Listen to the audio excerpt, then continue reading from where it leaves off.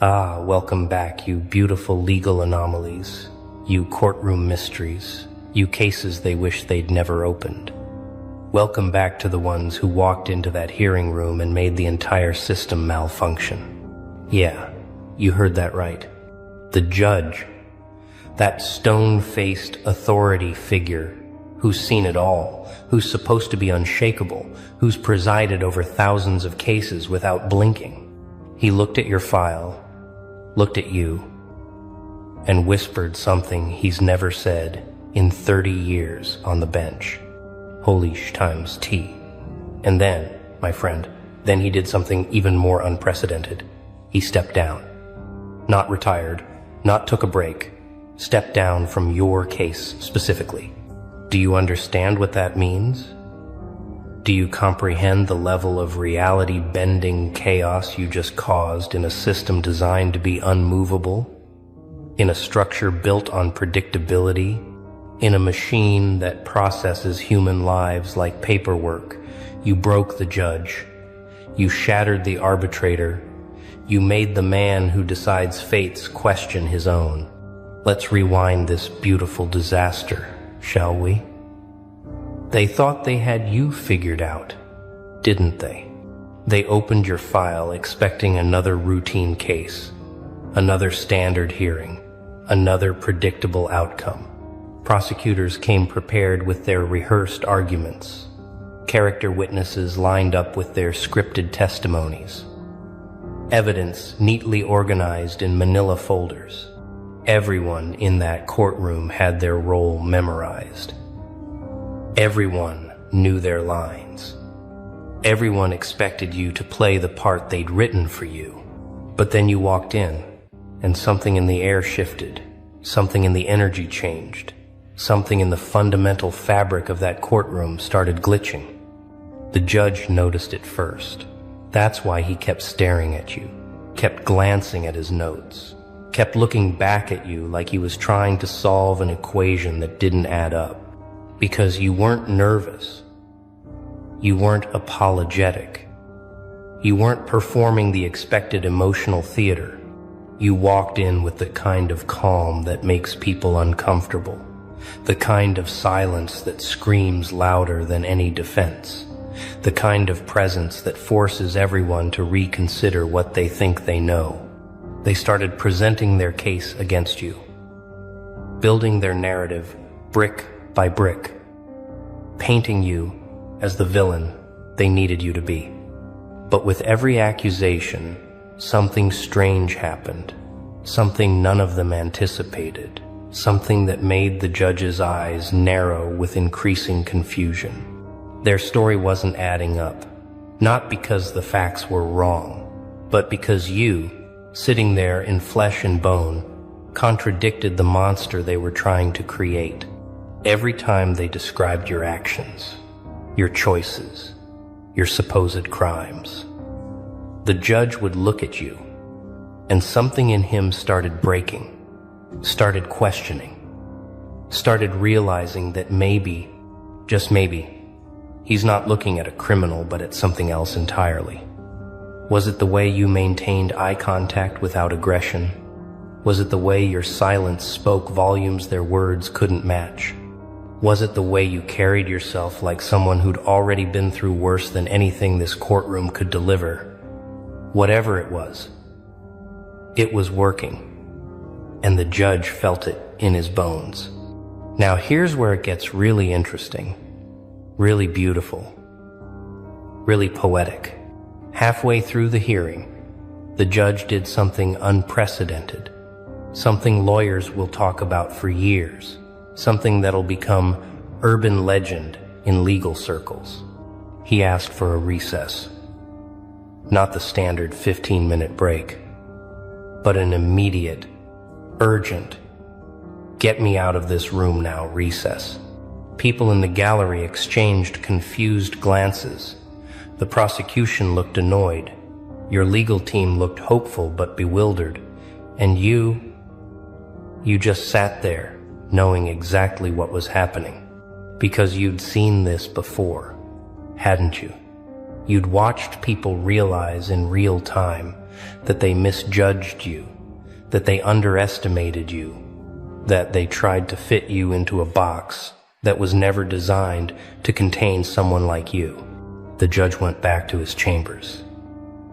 And here's what nobody tells you about these moments.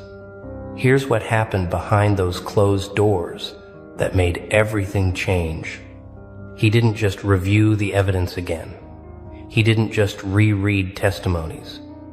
He sat there and had what we'll call an existential crisis in legal robes. He started seeing things he'd missed before, connections he'd overlooked, patterns that revealed a completely different story. Your case wasn't just about guilt or innocence anymore. It became about something bigger, something that challenged his entire understanding of justice, of truth, of the system he'd served faithfully for decades. And that's when he whispered it, sitting alone in that chamber with decades of certainty crumbling around him. That's when he said those words that would define this entire case. Holy times, this isn't what I thought it was. This isn't a criminal I'm looking at. This is someone who was cornered and fought back. This is someone who was hunted and survived. This is someone the system failed, and now we're trying to punish them for not dying quietly. The words hung in that empty chamber like a confession, like an admission of collective guilt, like a crack in the foundation of everything he'd built his career on. He realized he wasn't presiding over a case, he was presiding over a reckoning, and that terrified him more than any evidence ever could. When he came back into that courtroom, everyone noticed the change. Everyone felt the shift. Everyone knew something fundamental had broken. His face wasn't the same. His demeanor wasn't the same. His energy wasn't the same. He looked at the prosecution with something resembling disappointment, looked at the gallery with something resembling shame, and looked at you with something that terrified everyone in that room. Respect mixed with fear, understanding mixed with horror, recognition that he was no longer judging you, you were judging him. He cleared his throat, adjusted his robes, gripped his gavel like it suddenly weighed 1,000 pounds. And then he spoke words that made lawyers drop their pens, made court reporters freeze mid-keystroke, made the entire system hold its collective breath. I'm recusing myself from this case, effective immediately. I cannot, in good conscience, continue to preside over proceedings I no longer believe I fully understand. The courtroom erupted in chaos. Whispers became shouts. Confusion became panic. Order became beautiful anarchy. And through it all, you just sat there, still calm, still quiet, still carrying that presence that broke a judge. Let's talk about what really happened here. Because the surface story is interesting, but the deeper truth is devastating. That judge didn't step down because of legal technicalities, didn't recuse because of conflicts of interest, didn't walk away because of procedural concerns. He stepped down because looking at you forced him to confront something he'd been avoiding his entire career. The possibility that the system he serves is fundamentally broken, that justice isn't always found in law books, that sometimes the people in defendant chairs are more righteous than the people holding gavels. You became his mirror, his conscience, his reckoning. Every time he tried to evaluate your case objectively, he kept seeing reflections of every other case he'd judged, every other life he'd altered, every other person he'd sentenced, without truly seeing them. Your presence in that courtroom wasn't just about your defense. It became about his judgment, about his legacy, about whether he'd spent 30 years serving justice or serving a machine that grinds people into acceptable pieces. The prosecution is in panic mode now, aren't they? They prepared for a trial. They prepared for a fight. They prepared for everything except the judge himself walking away. Because in their world, in their understanding of how things work, judges don't do this. Authority figures don't crack. The system doesn't acknowledge its own doubts. But you managed to trigger something they thought was impossible. You exposed a crack in the foundation they've built their entire careers on. They're scrambling now, trying to figure out how to proceed, trying to understand what went wrong, trying to convince themselves this is just a procedural hiccup and not a fundamental indictment of everything they represent. But deep down they know the truth. They know that when a judge looks at a defendant and says, "Holy sh times T," before stepping down, it's not about procedure. It's about conscience. It's about that rare moment when the mask slips and someone in power admits they're looking at something they can't in good faith destroy. Your existence in that courtroom became their worst nightmare. Not a guilty person they could convict, but an innocent one they almost crushed. Here's what they'll never tell you in law school. Here's what doesn't appear in any legal textbook. Here's the secret that keeps judges up at night. Every case they preside over carries weight, carries consequence, carries the possibility that they might be wrong, that they might be serving injustice while calling it justice, that they might be the villain in someone's story while thinking they're the hero in the system's narrative. Most judges learn to bury that doubt, learn to trust the process, learn to believe that if they follow procedure correctly, then justice naturally follows. But your case, your presence, your undeniable humanity sitting there in that defendant's chair, it dragged all that buried doubt back to the surface. The judge looked at you and saw every person he might have wronged, every case he might have misjudged, every life he might have destroyed, while telling himself he was just doing his job. That's why he stepped down. Not because you're guilty and he couldn't handle it, but because you're innocent and he couldn't ignore it anymore. You forced him to choose between his career and his conscience, and for once, for this one case, conscience won. Let's dig deeper into the psychology of what just happened, because this is where it gets really beautiful, really devastating, really profound.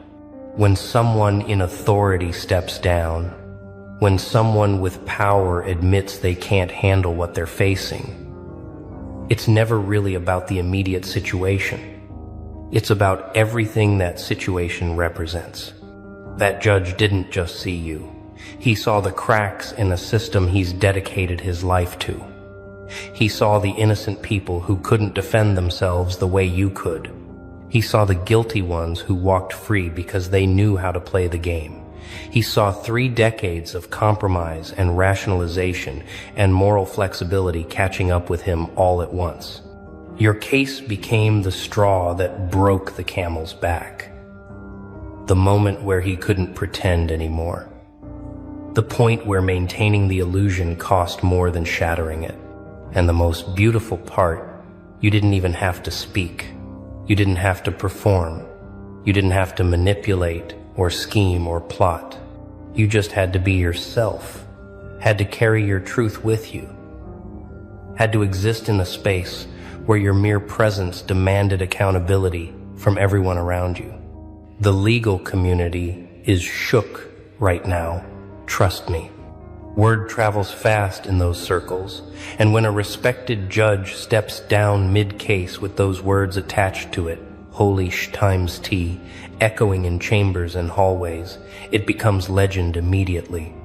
Other judges are nervous because they're wondering if they're next, wondering if there's someone sitting in their courtroom right now who'll force them to confront their own compromises, their own doubts, their own participation in a system that claims to serve justice but often just serves itself. Lawyers are recalculating their strategies, because this changes everything. This proves that the system isn't as solid as they thought, that authority can crack, that the game has glitches they never noticed before.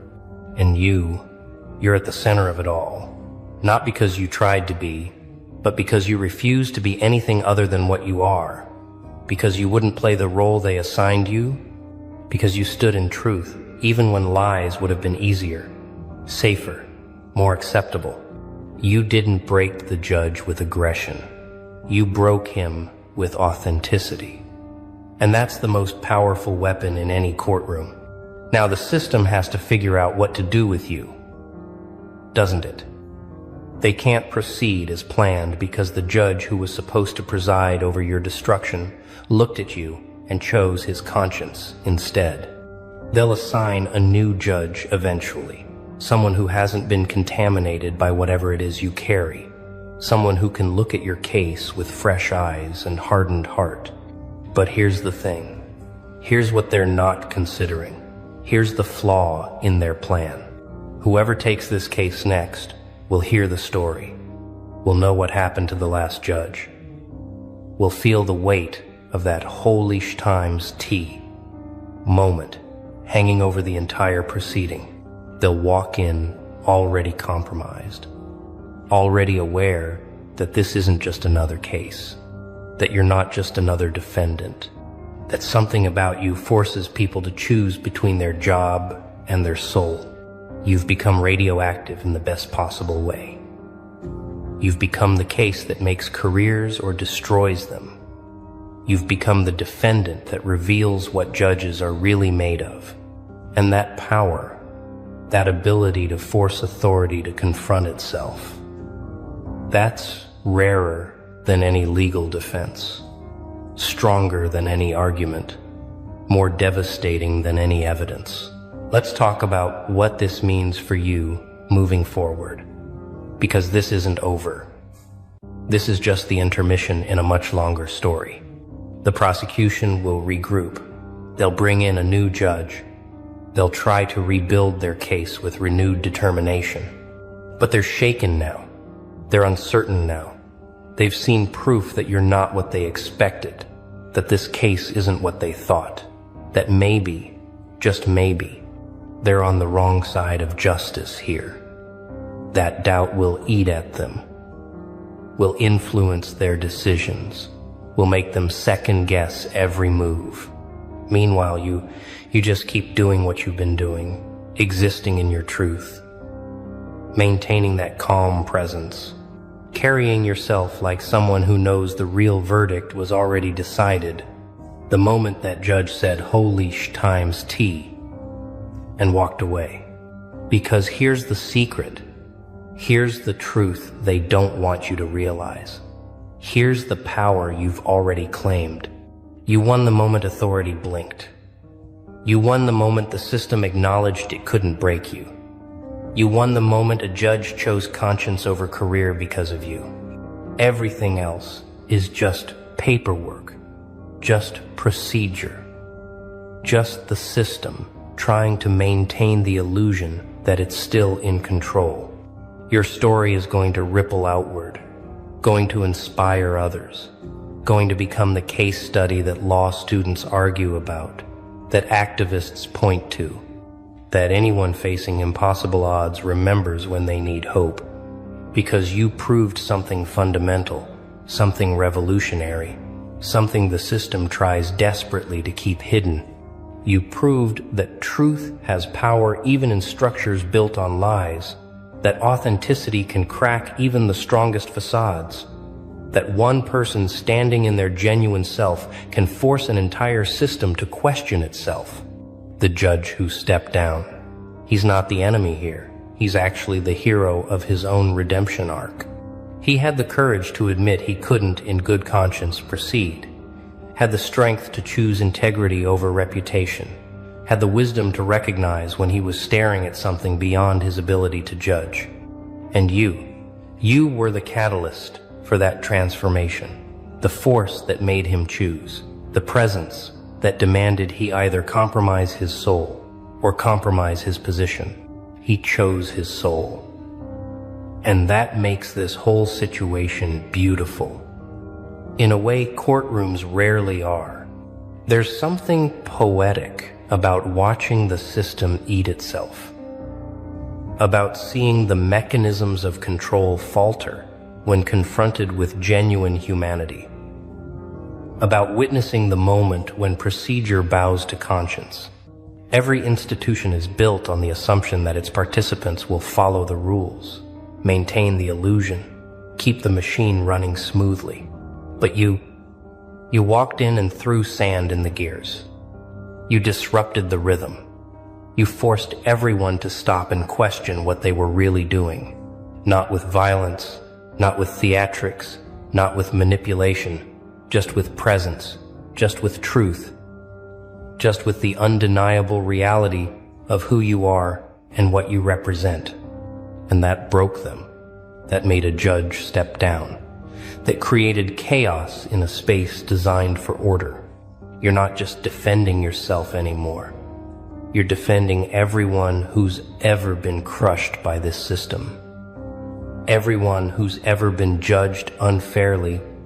Everyone who's ever stood alone against impossible odds. Your case is their case. Your victory is their victory. Your moment of watching a judge crack is their moment of hope.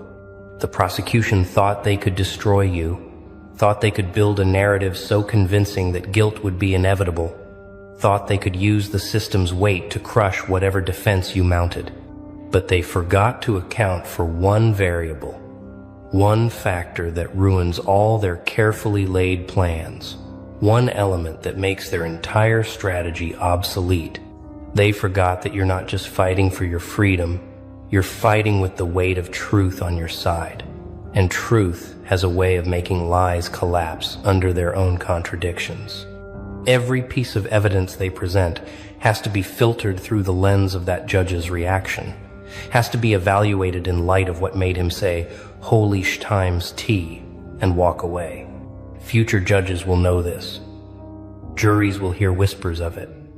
Everyone involved in your case will operate in the shadow of that moment when the system itself admitted it might be wrong.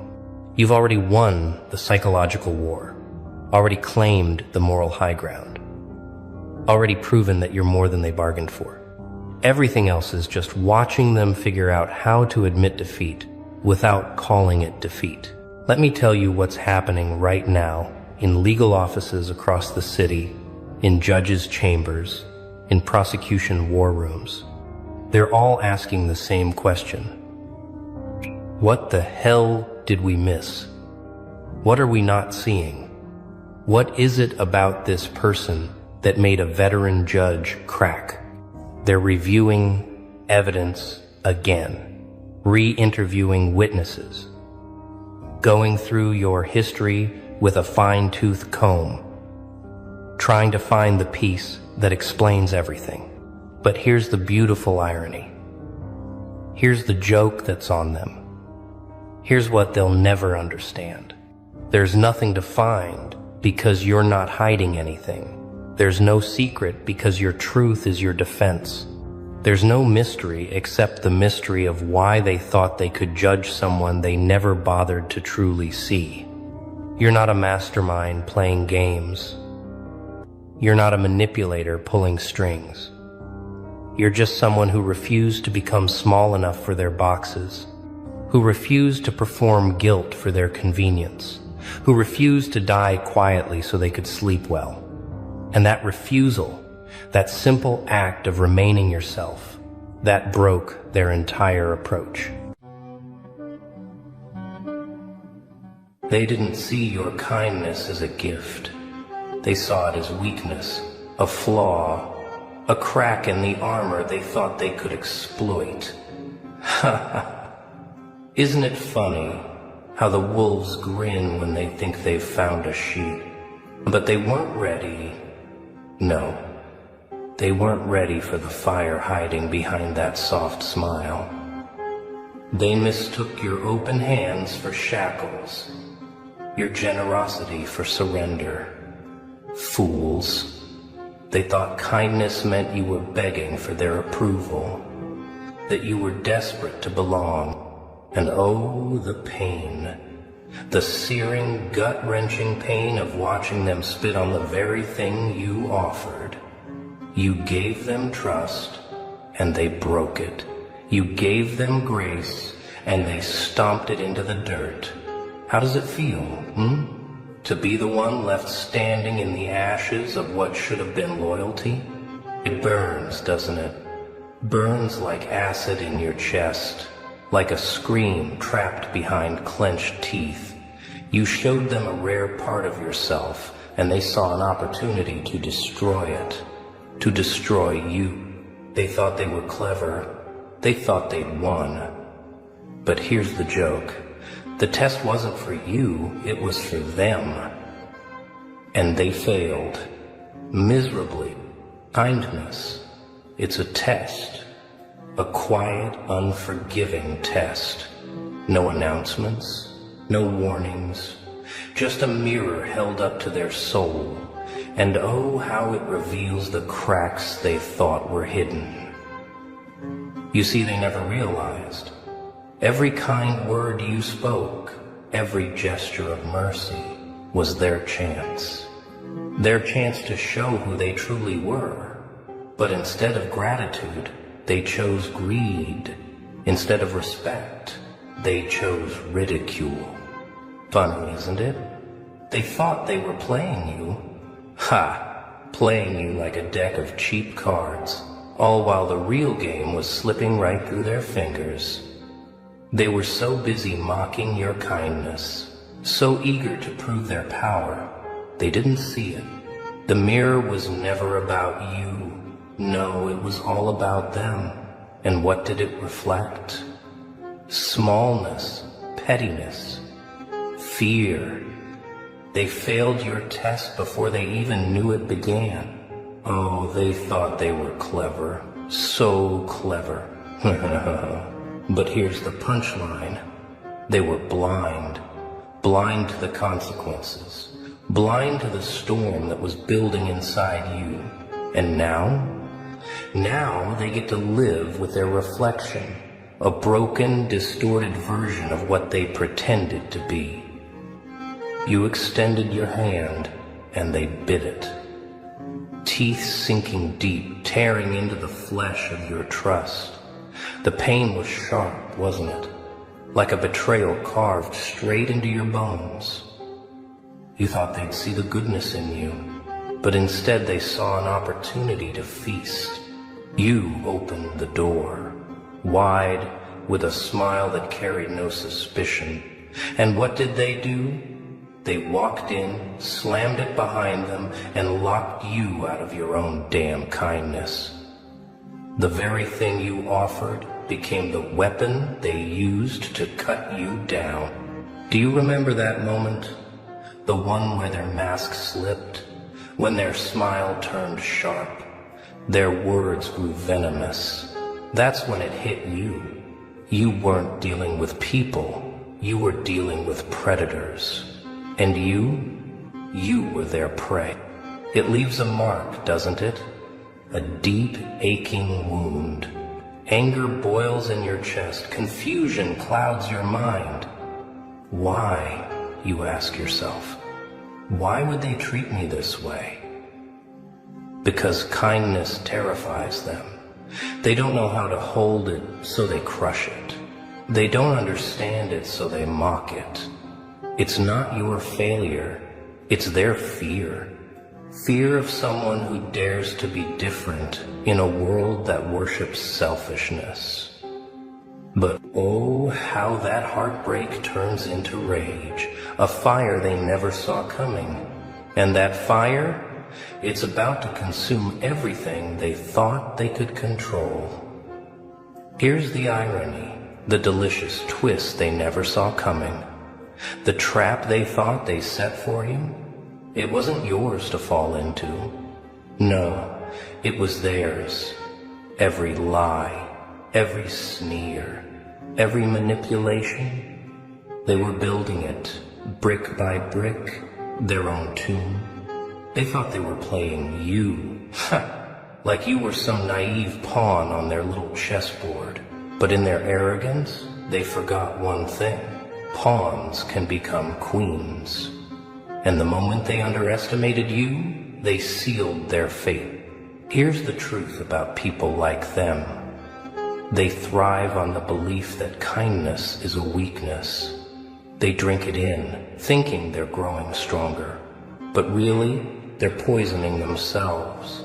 Because kindness is a test, remember, and they failed. Their betrayal didn't break you, it exposed them.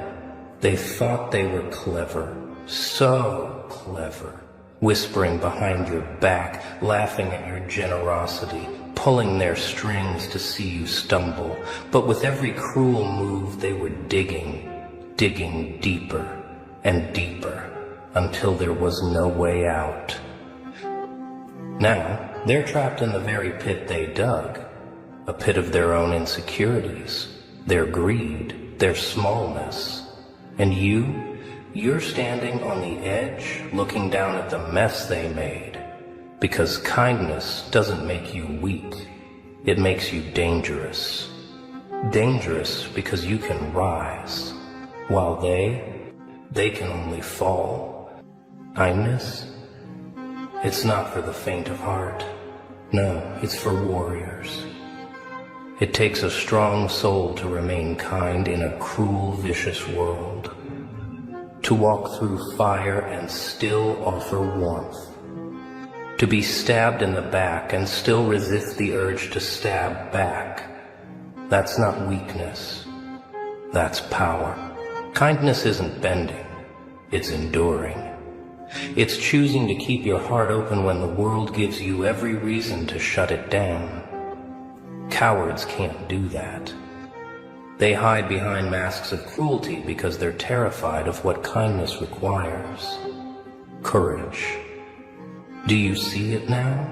Your kindness is a weapon, sharper than their insults, stronger than their betrayal. It shows you're not afraid to be vulnerable, to care, to give, and that terrifies them. Because deep down, they know it's something they'll never have. Kindness is a power they can't touch. It's a fire they can't extinguish. While they fester in their bitterness, your kindness becomes a light. And in that light, they're exposed, their cowardice, their emptiness, their failure. So don't you dare see your kindness as a liability. No, it's your strength. The thing that makes you unbreakable. The thing that sets you apart from the wolves. Because in the end, it's not their cruelty that wins. It's your courage, your fire. Ah, so they made you feel like a victim, didn't they? Left you with the sting of betrayal, the ache of being misunderstood. They wanted you to believe it was your kindness that made you weak. That it was your fault for being too open, too trusting. But here's the twist. You were never the victim. You were the lesson. Your kindness wasn't a mistake. It was a test. A test they failed spectacularly. It wasn't your flaw. It was their limitation. They couldn't rise to meet your level, so they tried to drag you down to theirs. But now the story changes. You're not their victim. You're their reckoning. This is the moment where you take back control of your narrative, of your power. They thought they could write your story, but they forgot whose hand holds the pen. Stand tall, stand unshaken. Let them see what it means to rise after betrayal. To turn their cruelty into fuel. Let them choke on the dust of their own failure as you walk past them, unbothered. You're not here to be pitied or to seek revenge, no. You're here to remind them and the world that your kindness wasn't weakness, it was strength. Strength they'll never comprehend, strength that makes you the victor. while they're left drowning in their own regret. They tested you. Oh, they tested you in every way they could. They pushed, they prodded, they betrayed. And you survived. But survival has a cost, doesn't it? The person you were before is gone now. Their failure didn't just hurt you, it transformed you. Kindness was the spark, but their betrayal, that was the fire. And fire hardens steel. It burns away the softness, leaves nothing but strength. Cold, sharp, unforgiving. You're not the same anymore. The smile they took for granted has shifted into something darker, something they fear. You see, they thought they were breaking you, but all they did was create a monster, a creature forged in pain, refined by betrayal and fueled by the ashes of everything they tried to destroy. And now they look into your eyes and see their reflection, the one they can't run from. Your kindness isn't a gift anymore. It's a blade, a weapon they don't know how to handle. You've become the storm they can't control, the reckoning they can't escape. And here's the irony. They created this.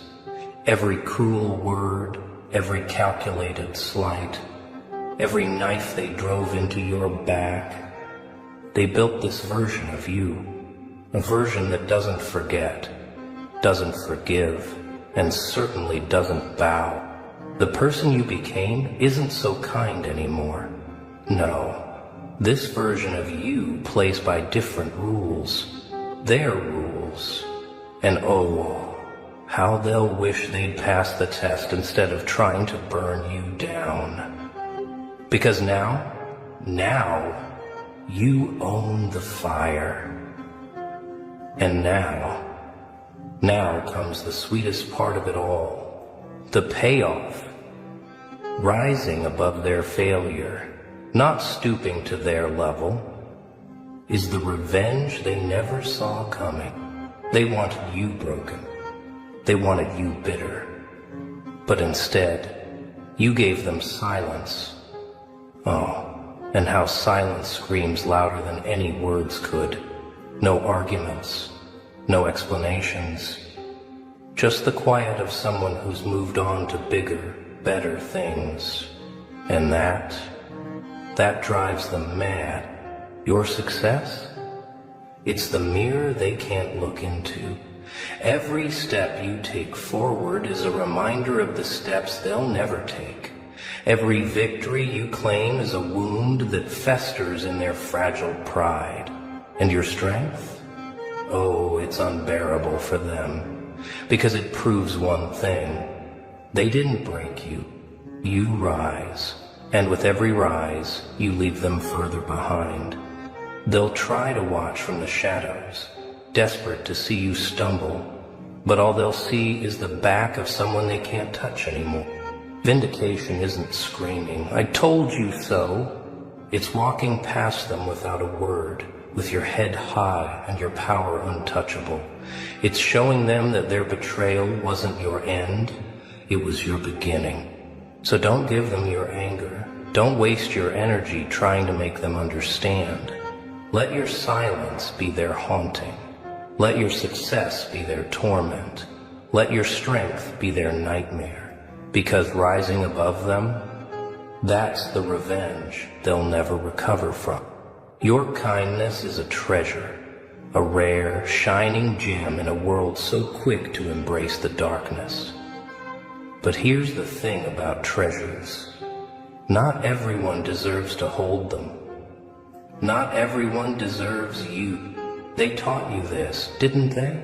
Through their betrayal, their manipulation, their ungratefulness.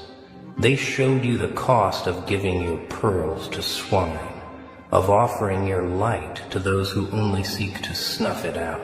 Kindness isn't a weakness, but it does require wisdom. The wisdom to know who's worthy of it and who's not. Because let's be real, not everyone deserves a seat at your table. Not everyone deserves the privilege of your trust. So, here's the lesson. Guard your kindness. Protect it like the treasure it is. Set boundaries.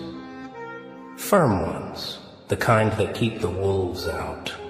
Watch for the red flags, the ones who take but never give, the ones who smile but never mean it, the ones who treat your generosity as their entitlement. Kindness isn't about being naive, it's about being intentional. It's about choosing who gets to stand beside you and who gets left in the dust. Because the truth is, your kindness is powerful. And power in the wrong hands, that's a disaster waiting to happen. Don't let the unworthy drain you. Don't let them taint your light. Save it for those who see its value, who treat it like the rare and beautiful thing it is. Because those people, they'll lift you higher. The rest, leave them behind. Your kindness was their test, and they failed. Miserably. They failed to see the value in you. They failed to recognize the power in your soul. And now they have to live with that failure while you rise. Let them rot in the wreckage of their own mistakes. Let them choke on the regret that will haunt them every day. Because you've become something they'll never understand.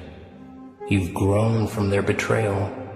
You've learned the lesson they couldn't grasp. So let them live with the echoes of their failure while you move forward unshaken.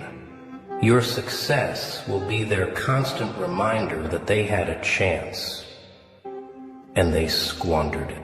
Now here's the question that lingers.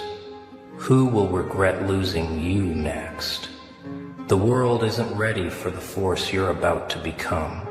And the ones who let you slip through their fingers, oh, they'll wish they hadn't. But by then, it'll be too late.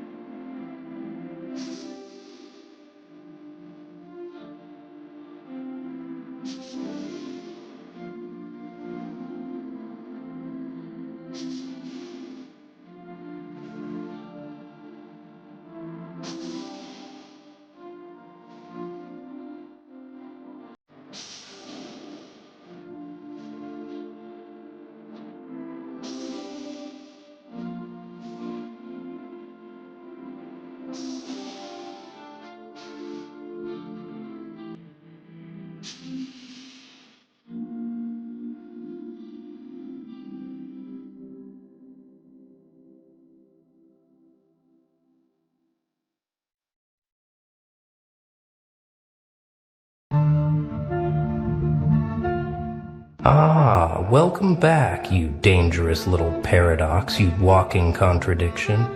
You perfectly calculated accident with a face that looks like it apologizes for existing, but a soul that could burn entire empires to the ground without blinking? They really thought they had you figured out, didn't they? Your baby face, your soft voice, your polite smile, the way you say excuse me when people bump into you, the way you nod along in conversations like you're just happy to be included. They looked at your exterior and filed you under harmless, under safe, under someone they could dismiss, ignore, manipulate, control, and oh, how wrong they were. Because what they didn't see, what they couldn't see, is that behind that gentle expression, behind those kind eyes, you were cataloging everything. You were reading every micro-expression, every lie, every betrayal, every condescending tone, every fake laugh, every dismissive glance. You weren't naive, you were studying them. You weren't weak, you were patient. And now the mask slipped, didn't it? Not because you lost control, but because you chose to let them see. And the look on their faces, that perfect cocktail of shock, confusion, and fear, that's the moment you became unforgettable.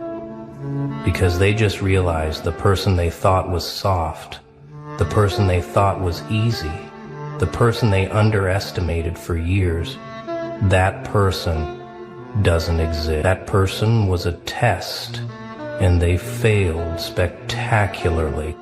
Let me tell you what really happened here.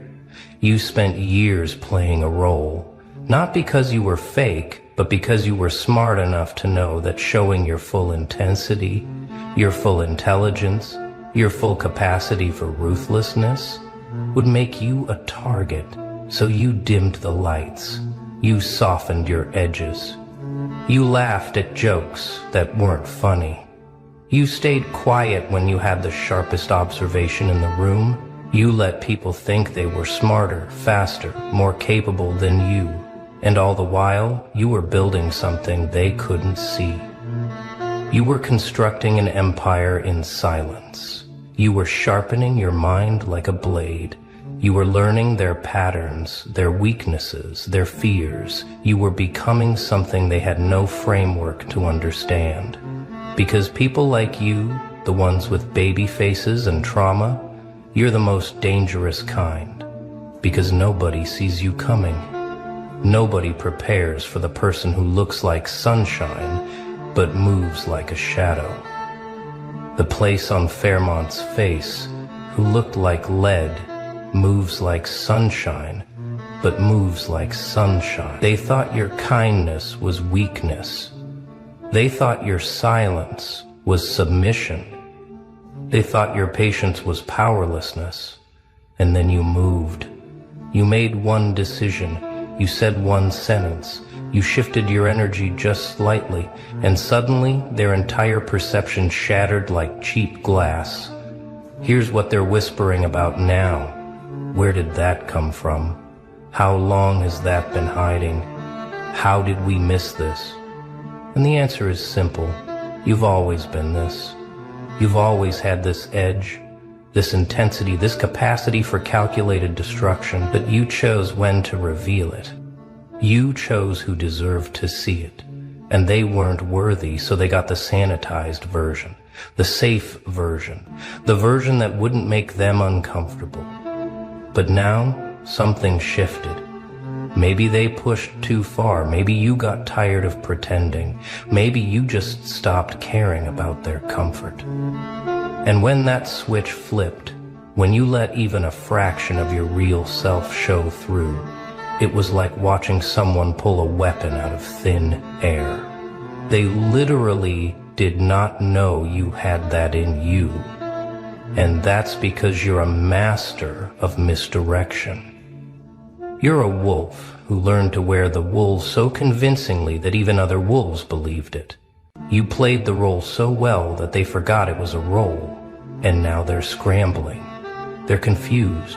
They're trying to reconcile the person they thought they knew with this new version that doesn't match their files, doesn't fit their categories, doesn't respond to their usual tactics. And it's breaking their brain. You want to know what really terrifies them? It's not that you got angry. It's not that you stood up for yourself. It's not even that you fought back. It's that you did it with precision, with calculation, with a level of control they didn't think you possessed. They expected an emotional outburst. They expected you to lose your composure, to cry, to beg, to break down in a way that would let them dismiss you as unstable. But instead you stayed calm. You stayed focused. You delivered your truth like surgical strikes, each word placed exactly where it needed to be, each move calculated to maximum effect. You didn't raise your voice. You didn't need to, because your presence alone shifted the entire atmosphere in the room. They felt the temperature drop.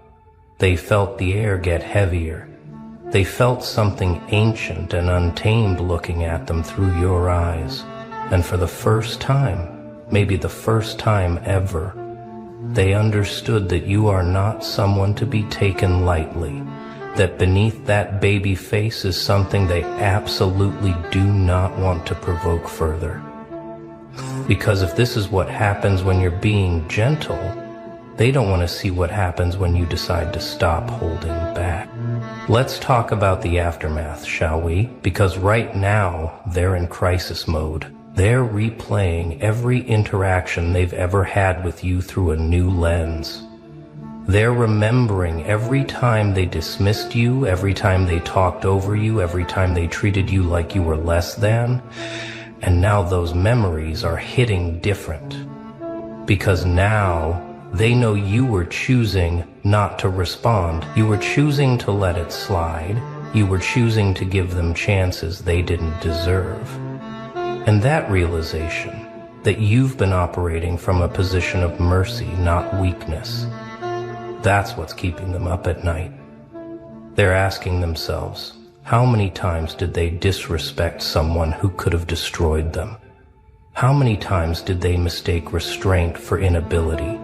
How many times were they one sentence away from meeting the real you, and they're retroactively terrified because they just realized they've been playing with something they don't understand, something that was always 3 steps ahead of them, something that let them win battles while it was winning the war, and now the score is settled and they're on the losing side, and there's nothing they can do to change that because you've already moved on. You already evolved past them.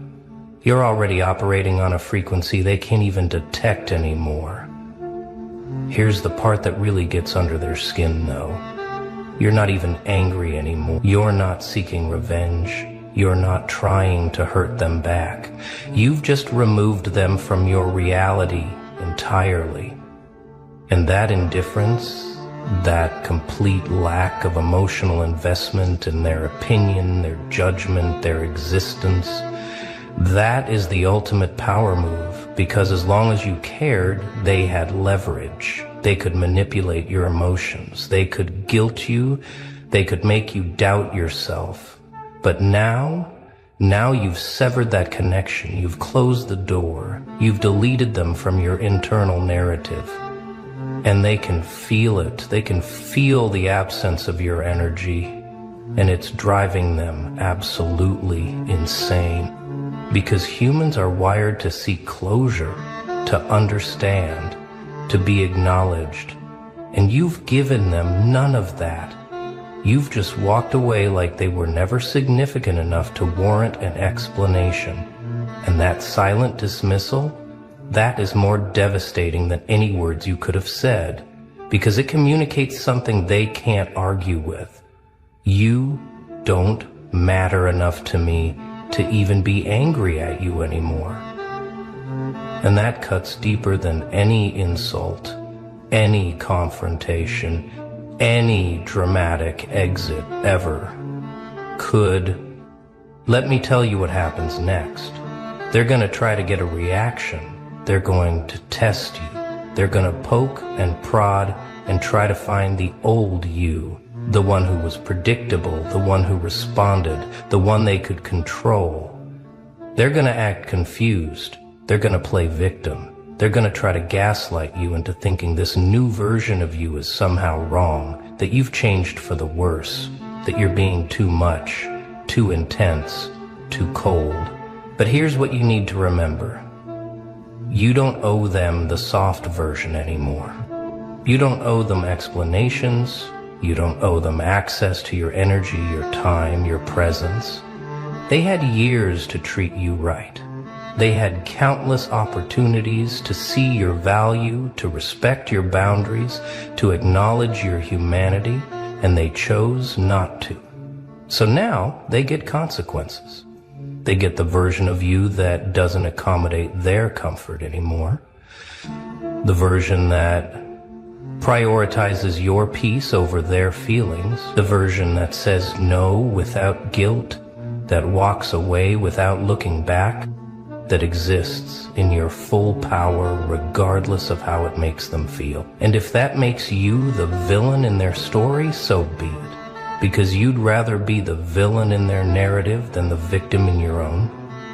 You know what's beautiful about this transformation? They can't weaponize your past against you anymore. They can't point to your old behavior and say, see, you're supposed to be nice. You're supposed to be understanding. Because you're not that person anymore. You evolved. You outgrew the need for their validation. You stepped into a version of yourself that doesn't need their approval to exist. And that growth, that radical transformation, is something they can't diminish, can't explain away, can't fit into their comfortable little boxes. They're watching someone they thought they knew become someone they can't recognize. And it's forcing them to confront an uncomfortable truth, that they never really knew you at all. They knew a performance. They knew a character you were playing. They knew the parts of you that were safe, that were palatable, that didn't challenge their worldview. But the real you, the one with the steel spine and the sharp tongue and the unbreakable will, that person was always there. You just kept it hidden until they proved they couldn't handle it. And now that it's out, now that they've seen what you're actually capable of, they can't unsee it. They can't go back to underestimating you. They can't pretend you're harmless anymore. They can't go back to underestimating you. They can't pretend you're harmless anymore. And here's where it gets really interesting, because this isn't just about them anymore. This is about you stepping into your full, authentic power. This is about you realizing that the baby face, the soft exterior, the gentle demeanor, those things aren't weaknesses. They're tools. They're camouflage.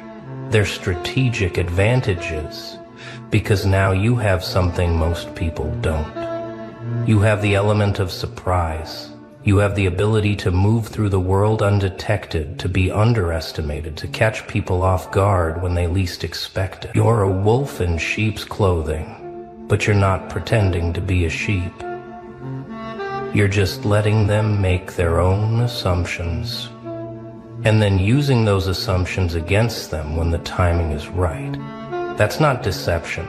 That's intelligence. That's not manipulation. That's strategy. And the best part is, you don't even have to try anymore. You don't have to perform. You don't have to put on a show. You can just exist in your natural state, and people will reveal themselves to you. They'll show you exactly who they are, what they want, how they operate. And you can decide, based on that information, whether they get access to the real you or just the version you show to strangers. Let's address the elephant in the room, though, because I know what some people are thinking. They're going to say you've become cold. They're going to say you've lost your warmth, your compassion, your humanity. They're going to frame your evolution as something negative, as if protecting yourself is somehow a character flaw. But let me be crystal clear about something. Setting boundaries is not cruelty. Choosing yourself is not selfishness. Refusing to be disrespected is not aggression. You didn't become cold, you became clear. You didn't lose your warmth, you just stopped wasting it on people who mistook it for weakness. You didn't lose your compassion, you just redirected it toward people who actually deserve it, including yourself. And if that makes you difficult, if that makes you intimidating, if that makes you too much for some people, then those aren't your people. Those are the ones who benefited from your people-pleasing, who thrived off your self-sacrifice, who needed you small in order to feel big. And their discomfort with your growth is not your responsibility. Their inability to handle your evolution is not your problem. You are not required to shrink so others can feel comfortable. You are not obligated to dim your light so others don't feel blinded. You are allowed to be every bit as intense, powerful, and unapologetic as you naturally are. Here's what they're never going to understand about people like you, the ones who look soft but have survived things that would break most humans. You didn't develop this side as a defense mechanism. You didn't become this way because of trauma. You were always this way. You were born with this intensity, this fire, this refusal to be controlled. What happened was life tried to beat it out of you. People tried to shame it out of you. Society tried to condition it out of you. But it didn't work. Because you can't kill something that's woven into someone's fundamental nature. You can suppress it, you can hide it, you can pretend it's not there. But eventually, it surfaces. And when it does, when someone who's been playing small finally decides to stop, it's like watching a star collapse into a black hole. Everything around them gets pulled into the gravity of their presence. People don't know how to act. They don't know what to say. They don't know how to process the shift because they've never seen anything like it. They've never witnessed someone go from background character to main character in real time. And it's disorienting. It's unsettling. It's magnificent. Now let's talk about the people who are celebrating this version of you, because they exist too. They're the ones who always saw glimpses of this side. The ones who caught the micro expressions, the subtle tone shifts, the brief moments when your mask slipped and they thought to themselves, there's more to this person than they're showing. They're the ones who aren't shocked by your transformation because they were waiting for it. They knew you had this in you. They just didn't know when you'd finally unleash it. And now that you have, they're here for it. They're cheering you on. They're saying, finally. They're validating what they always suspected, that you're not just some soft, agreeable pushover. You're a force of nature that's been operating at a fraction of capacity. And now that you're running at full power, now that you've removed the limitations you placed on yourself to make others comfortable, you're unstoppable. And these people, these are your tribe. These are the ones who can handle your intensity, who appreciate your complexity, who don't need you to be smaller, simpler, easier. They want you exactly as you are, sharp edges and all. But let's be honest for a moment. Because this transformation, this unveiling of your real self, it comes with a cost, doesn't it? You're going to lose people. You're going to lose friends, family, maybe even romantic partners who can't adjust to this new dynamic, who preferred the old version, who are too invested in who you used to be to accept who you've become. And that's going to hurt, because despite everything, despite your newfound strength and clarity, you're still human. You still have a heart that can be wounded. You still feel the sting of rejection. Even when you know, logically, that these people aren't meant to be in your life anymore. and that's okay.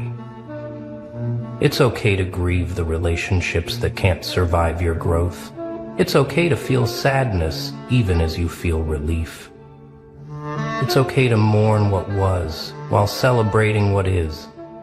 Because growth is messy, evolution is painful, transformation requires you to outgrow your old skin, and that process is never comfortable. But here's what you need to remember. Every person who walks away because you stop shrinking is making space for someone who can handle your full magnitude. Every relationship that ends because you refuse to be small anymore is creating room for connections that honor your authenticity. You're not losing anything real. You're shedding what was never meant to stay.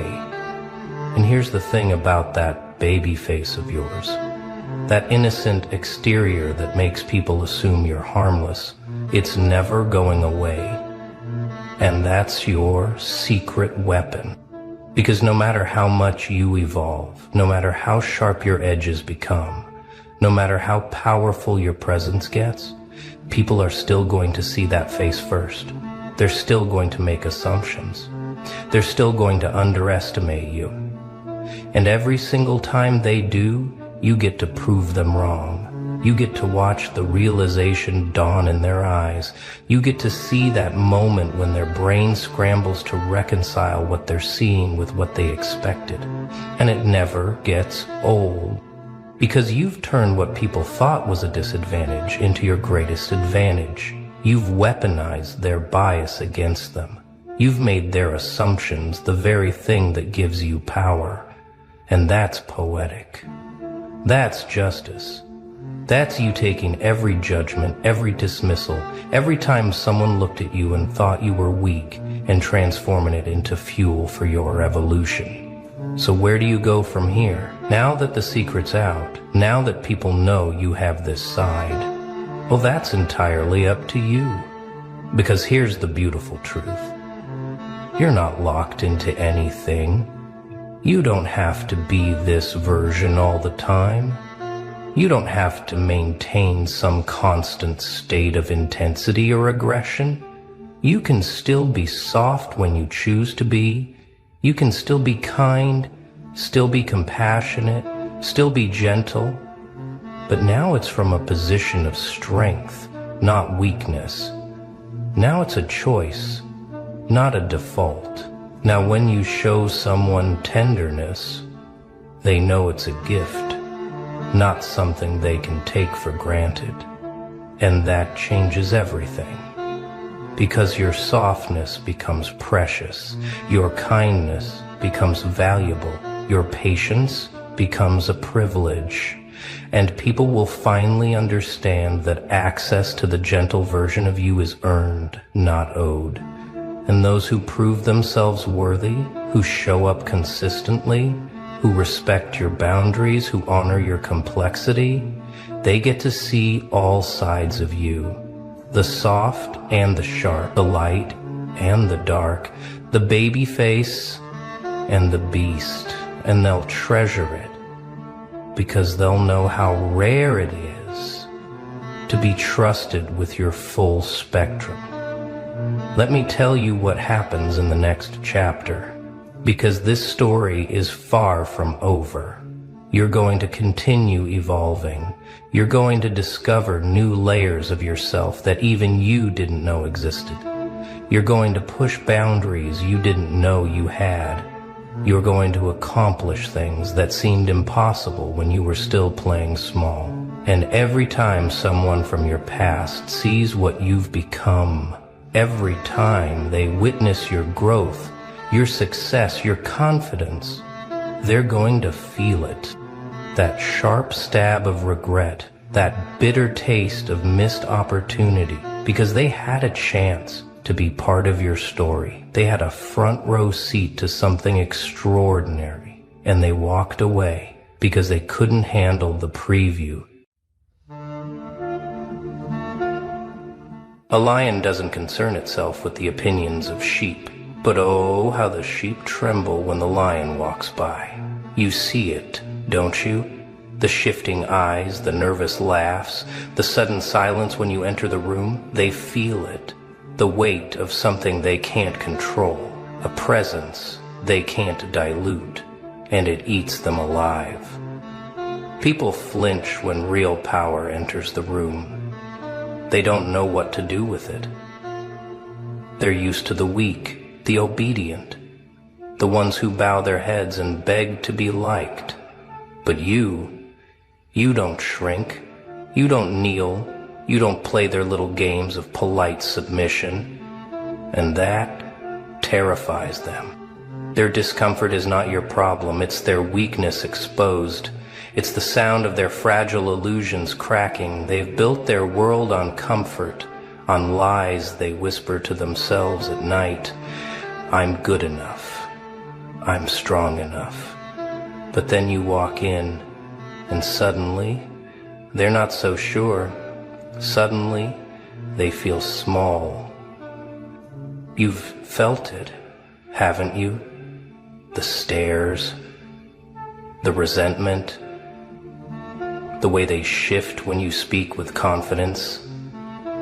They want you to tone it down, be softer, be less, because your presence alone forces them to confront their own mediocrity. And that's a mirror they don't want to look into. They don't hate you, they hate how small they feel when they stand next to you. You've seen it in their eyes. That flicker of resentment when you speak with certainty, that forced smile when you carry yourself with power. It's not you they despise, it's the way you make them feel. Like a child standing in the shadow of a giant, like a ghost watching the living. Your presence alone is a reminder of everything they could be, but aren't. Every sacrifice they avoided, every excuse they whispered to themselves at night. You don't need to insult them. Your existence does that already. You are the truth they've been running from, and the truth has a way of making the weak squirm. They'll call you arrogant, selfish, ruthless, but listen closely. What they really mean is, you don't beg for approval like I do. You don't lower yourself to be accepted like I have. You don't live in fear of judgment like I still do. Every insult is just a confession wrapped in cowardice. They want you to doubt yourself, to shrink, to soften your voice, because when you stand tall, they are forced to measure themselves against you, and they don't like what they see. Their lives have been built on illusions, fragile little lies that crumble the moment real strength walks into the room. It's not your confidence that angers them. It's the way your confidence highlights their insecurity. It's not your success that makes them bitter. It's the fact that your success exposes their failures. They hate you because hating you is easier than fixing themselves. So let them whisper. Let them throw their stones. Every glare, every insult, every fake smile is proof that you are something they can't ignore, something they can control, something they will never be able to break, and deep down, they know it.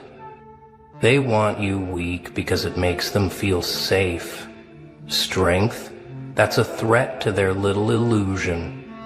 They'll smile in your face, pat you on the back and tell you to be humble. But the moment you grow too big, too confident, too real, their smiles turn into scowls. Their hands no longer reach out in support, but in sabotage, because your strength disturbs them. It shatters the delicate little world they've built, where weakness is normal and power is a sin. Society doesn't love warriors, it loves servants. It doesn't reward the strong, it rewards the obedient, those who nod, comply, and never dare to question the rules. But the moment you decide to be more, the moment you choose to carve your own path, they exile you. They brand you as dangerous.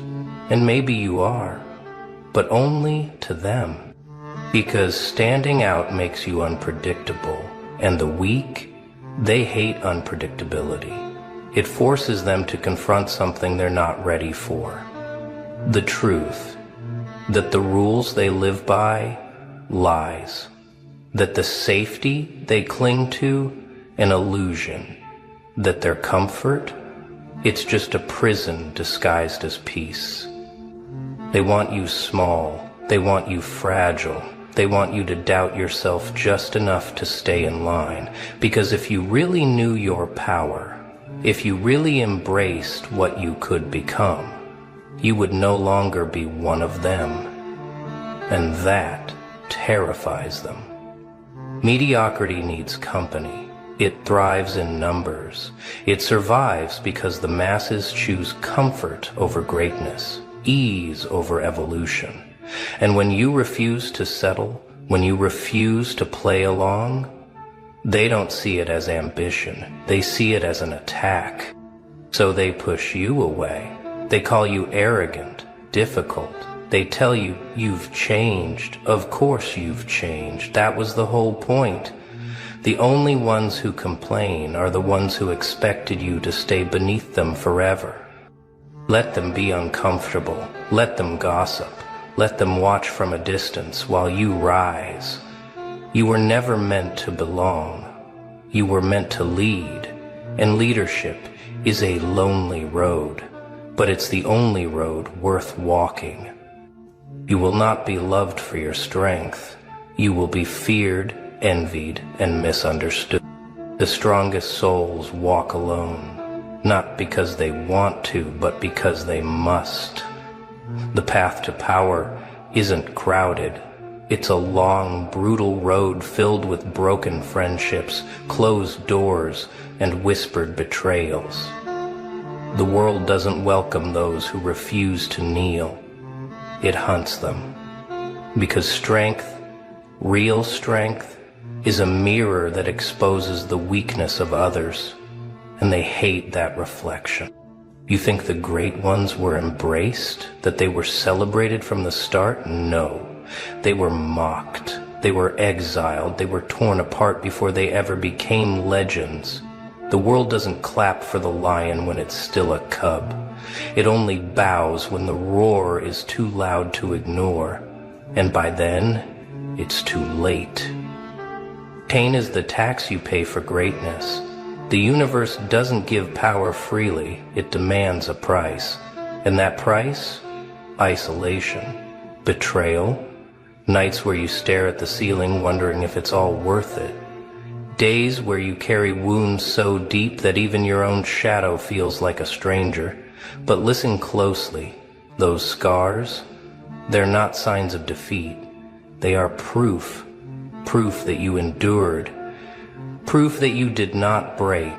They will turn on you. The ones you thought were friends. The ones who cheered for you in whispers but cursed you in silence.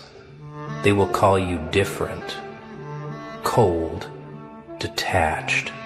Not because you changed into something worse, but because you became something they never could. And instead of rising with you, they would rather see you fall. But pain is not your enemy. It is your teacher. It sharpens you. It strips away illusions. It burns away the weak parts of you and leaves behind something unbreakable. The ones who can't handle suffering, they quit. They run back to comfort. But the ones who own their pain, they rise. They become the legends the world fears but cannot ignore. So wear your scars with pride. Let them whisper. Let them doubt you. Let them sit in the audience while you take the throne. Because when the dust settles, only one question will remain. Did you endure? Make them uncomfortable. Make them question everything. Make them see what they've been avoiding. Weak people crave comfort like a dying man craves air. They wrap themselves in soft lies, in pretty little illusions that make their world feel safe. But when you walk in, when you speak with certainty, when you refuse to lower yourself to their level, that comfort shatters. And suddenly, they don't feel safe anymore. They feel exposed. That's why they hate you. Not because you're wrong, but because you force them to see the truth about themselves, the truth about their excuses, the truth about their wasted potential. You are a walking reminder of everything they could be, but refuse to become. And that makes you dangerous. There is power in making people uncomfortable. It forces them to react, to shift, to scramble for control. Watch their faces when you don't flinch, when you don't apologize, when you don't soften your voice just to make them feel better. They will call you intimidating, they will call you arrogant, but what they really mean is, I can't manipulate you. Respect and fear, they are two sides of the same coin. The weak think they are opposites, but they are not. If you are feared, you will be respected. If you are respected, you may be feared. The difference? Fear is forced. Respect is earned. Master both, and you become untouchable. Let them shift in their seats. Let them struggle to maintain eye contact. Let them whisper when you leave the room. That's how you know you have power. Because the ones who pretend they don't notice you, the ones who act indifferent, they feel you the most. And the best part? You don't have to do a thing. Just be you. Stand tall, speak your mind, exist in a way that makes their illusions crumble. Because the truth is simple. Those who can't handle your presence were never meant to be in your world. And when you realize that, you become unstoppable. They will betray you, not because you are cruel, but because you remind them of everything they failed to become. Loyalty is a myth, a beautiful lie wrapped in promises and handshakes. But when power shifts, when you rise above them, those same hands will reach for knives. Smiling faces will turn into whispers in the dark. And the ones who once cheered for you, they will be the first to curse your name. You didn't change, they did. The moment you became something greater, you became a threat. They can't stand to see you rise, because every step you take reminds them of their own stagnation. Every victory you claim is proof of their failure, and instead of climbing with you, they would rather pull you back down. Betrayal isn't a mistake. It's a pattern. It follows power like a shadow lurking just behind success, waiting for the moment you least expect. Friends, family, lovers, no one is exempt. The closer they stand to your throne, the sharper their blades will be, not because they hate you, but because they hate what you reveal about them. So, don't break when they turn on you. Expect it. Let them go. Let them whisper, let them plot in secret corners, convincing themselves they can undo you. What they don't understand is that betrayal doesn't destroy the strong, it forges them. Every dagger in your back is another lesson learned. Every snake in your circle is another weakness exposed. And when the time comes to respond, you have three choices. Silence, to let them rot in their own bitterness, watching as you rise beyond their reach. Strategy, to make them believe they've won, only to remind them, too late, that you were always 10 steps ahead. Or ruthless action, to remove them completely, ensuring they never get another chance. The greatest revenge isn't anger, it isn't even justice, it's indifference. It's watching them drown in the weight of their own regret while you ascend without them. Because in the end, they will all realize the same thing. They needed you. You never needed them. Growth is a war against comfort. Choose your side wisely. Comfort is seductive. It whispers sweet lies in your ear, telling you that you deserve rest before you've earned it, that you should take it easy, that there's no need to push. And the moment you listen, the moment you sink into its embrace, you start to decay, because comfort doesn't nourish, it rots. Look around. The weak cling to their routines like a drowning man clings to driftwood. Same job, same thoughts, same lifeless, predictable existence. They tell themselves they're safe, but in reality, they're prisoners, bound by the invisible chains of habit and fear, watching the world move while they stay the same. Growth is war. It is violent, it is brutal, it demands pain, discipline, sacrifice. Every step forward is a battle against yourself, against the voice that begs you to slow down, against the exhaustion, against the fear of failure. The ones who win, they are not the strongest. They are not the smartest. They are simply the ones who refuse to surrender. But here's the truth, they won't tell you.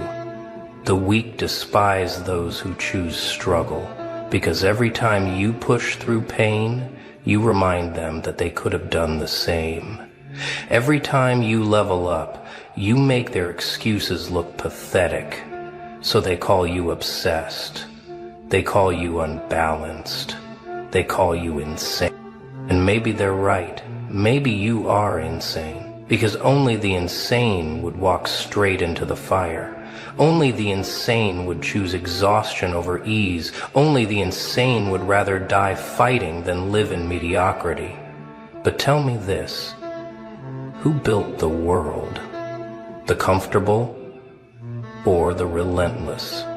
There are two kinds of people, those who chase and those who wait. The ones who move and the ones who watch. And the only difference between them? A choice. Every single day you choose comfort or you choose growth. One leads to power, the other leads to regret. So ask yourself, what will you choose? You want to lead? Then be prepared to walk alone. They admire leaders from a distance. They praise their strength, their vision, their success. But what they never ask, what they never want to know, is what it costs. Because real leadership, it's not glory, it's not applause, it's not power handed to you on a silver plate. It's war. A war against doubt, a war against betrayal, a war against your own exhaustion. Everyone thinks they want to lead until they realize what it demands. The weight of every decision, the responsibility of every move, the silence of standing alone at the top, where the air is thin and the company is scarce. Leadership is not a gift, it's a burden, and most people, they're too weak to carry it. That's why they choose to follow. It's easier, no thinking, no responsibility, no consequences, just a simple, comfortable path where they can blame someone else when things go wrong. But you weren't built for comfort. You weren't designed to follow. You feel it, don't you? That pull, that hunger, that rage at the idea of being just another name in the crowd. But let me warn you, when you rise, the people who once walked beside you will turn into shadows behind you. Some will watch in awe, some will whisper in envy, and some will hate you for it. Because every step you take forward is a reminder that they stayed behind. Every risk you take, every victory you claim. And the hardest part? You can't bring them with you. You can try, you can explain, you can guide, you can drag them, kicking and screaming, into the world of discipline, ambition, and greatness, but most of them will beg to go back because it's too much, too heavy, too hard. So you keep moving, alone. Not because you want to, not because you don't care, but because leadership is not about pleasing people. It's about pushing forward. And sometimes the greatest act of leadership is knowing when to leave them behind. Because at the end of the day, there are two kinds of people in this world, the ones who follow the path and the ones who carve it. So tell me, which one are you? Say nothing, just walk into the room and let them feel it. Real power doesn't need an introduction. It doesn't beg. It doesn't shout. It doesn't try to prove itself. It just is. You know it when you see it. When a man walks into a room and the air changes. When he speaks and people lean in, not because he demands attention, but because his presence commands it. Most people don't understand this. They think power is loud. They think it's about being the biggest voice in the room. They talk too much, laugh too loud, force themselves into conversations that don't need them. And in doing so, they expose their desperation. Because true power, it's silent. It doesn't chase. It attracts. Think about the ones who hold the most control. The ones who sit back, arms crossed, eyes watching, saying nothing, and yet everyone feels them. That's because presence is a weapon. When you carry yourself like you don't need validation, people give it to you. When you don't chase attention, it follows you. But presence isn't about arrogance. It's not about pretending to be important. It's about what you radiate. Confidence without words, strength without force, control without effort. And that kind of presence, it's built through discipline, through pain, through knowing exactly who the hell you are and never apologizing for it. The weak will resent it. They'll call you cold, call you distant, call you intimidating. But that's the point, because when a man is truly unshakable, he forces others to confront their own insecurities. He reminds them of what they lack, and that's why they fear you. So, don't explain yourself. Don't shrink to make them comfortable. Don't play small to be accepted. Walk into the room with your silence, with your certainty, with the kind of presence that makes people nervous. Let them feel it. Let them respect it. Let them fear it. Because power isn't what you say. It's what they feel when you say nothing at all. They fear you? Good. That means you're doing something right.